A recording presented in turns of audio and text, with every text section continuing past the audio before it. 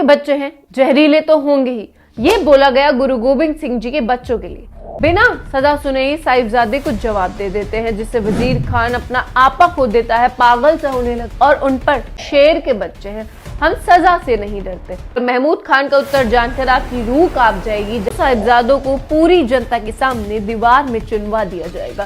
साहिबजादों के मुख पर तनिक भी शिकन नहीं था। इस पर भी एक शर्त रखी कि जितनी जमीन इन साहिबजादों के देह को अग्नि देने में लगेगी, उतनी जमीन जितना सोना तुम मुझे दान में दोगी।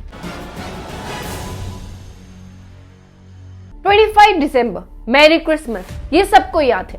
पर 1704 में 25 दिसंबर के दिन ही गुरु गोबिंद सिंह जी के दो बेटे साहिबजादे जोरावर सिंह और साहिबजादे फतेह सिंह, जिनकी आयु कुछ 5 साल और 7 साल थी, उन्हें बेरहमी से मौत के घाट उतारा गया। इतना खौफ था मुगलों को सिख गुरुओं से और सिखों की जाबाजी से।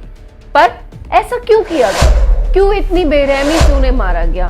क्या बेरहम सजा उन्हें सुनाई गई? इतने छोटे बच्चों ने क्या ही गुनाह किया होगा?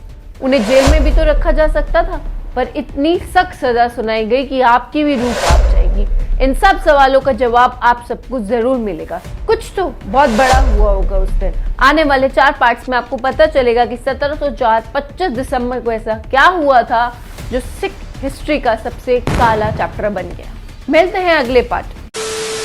जब गुरु गोबिंद सिंह जी की मृत्यु हुई थी तो उनके दोनों बेटे साहिबजादे जोरावर सिंह और फतेह सिंह को सिरहिंद के नवाब वजीर खान ने बंदी बना लिया था और कोर्ट में पेश किया गया था। तब वजीर खान ने दोनों साहिबजादों से पूछा, अगर आज मैं तुम दोनों को छोड़ देता हूं तो तुम क्या करोगे?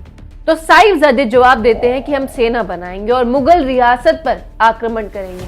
और फिर वजीर खान गुस्से में पूछता है, अगर मैंने तुम्हारी सेना को पराजित कर दिया तो साहिबजादे फिर जवाब देते हैं कि हम पुनः सेना बनाएंगे और पुनः आक्रमण करेंगे। तब वजीर खान के तोते उड़ जाते हैं और वो कहता है कि सांप के बच्चे हैं, जहर तो उगलेंगे।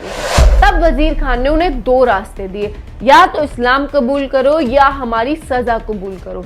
बिना सजा सुने ही साहिबजादे को जवाब दे देते हैं, जिससे वजीर खान अपना आपा खो देता है, पागल सा होने लगता और उन पर तलवार चलाने ही लगता है।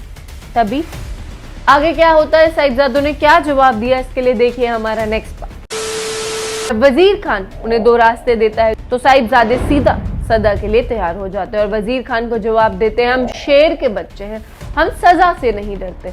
डरना तो भेड़ों का काम है, शेरों का नहीं। जवाब सुनकर वजीर खान बौखला गया और उन पर तलवार चलवाने ही वाला था। तभी उनके ही कोर्ट से एक बंदा बोलता है, रुको, इनको एकदम मार दोगे तो ये मुक्त हो जाएंगे, थोड़े दिन जेल में तड़पने दो, उसके बाद इनकी सजा तय करेंगे। तब उन्हें जेल में डाल दिया जाता है। तब वजीर खान के जहन में आता है कि इनकी सजा तो शेर महमूद खान ही तय करेंगे, जिसके भाई को गुरु गोबिंद सिंह जी ने मारा था। इससे अच्छा मौका बदला लेने का और कोई नहीं हो सकता। तो उनको खत भिजवाया गया कि इन साहिबजादों की क्या सजा होनी चाहिए, महमूद तुम ही डिसाइड करोगे। और महमूद खान का उत्तर जानकर आपकी रूह कांप जाएगी। जानिए पार्ट 3 में।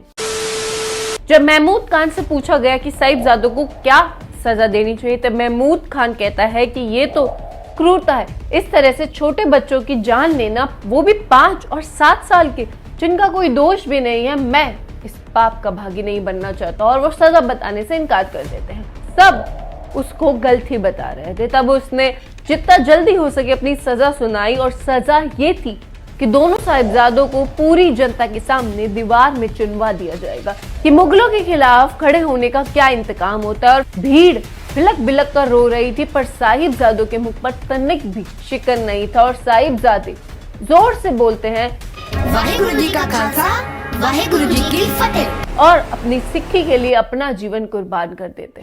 पर ये काला इतिहास यहीं खत्म नहीं होता। साहिबजादों की मृत्यु के बाद दीवान टोडरमल, जो एक जौहरी थे, वो वजीर खान के पास एक दरखास्त लेकर जाते हैं। क्या थी ये दरखास्त, जानेंगे पार्ट 4 में।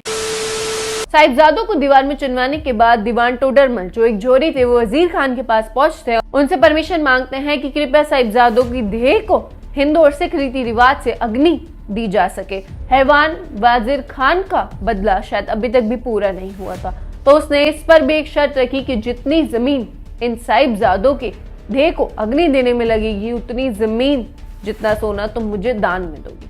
और टोडरमल तुरंत ही इस शर्त के लिए मान जाते हैं और साहिबजादों को विधि पूर्वक अंतिम संस्कार करते हैं और उतनी ही जमीन सोना वजीर खान को दे देते हैं। हमारी पूरी सीरीज को प्यार करने के लिए बहुत बहुत धन्यवाद। पर ये भारत का दुर्भाग्य है कि हम 25 दिसंबर पर मैरी क्रिसमस तो करते हैं, पर वीर साहिबजादों का इतिहास हमें आज तक नहीं पता था। पर आपको आपका इतिहास मालूम होना चाहिए। धन्यवाद।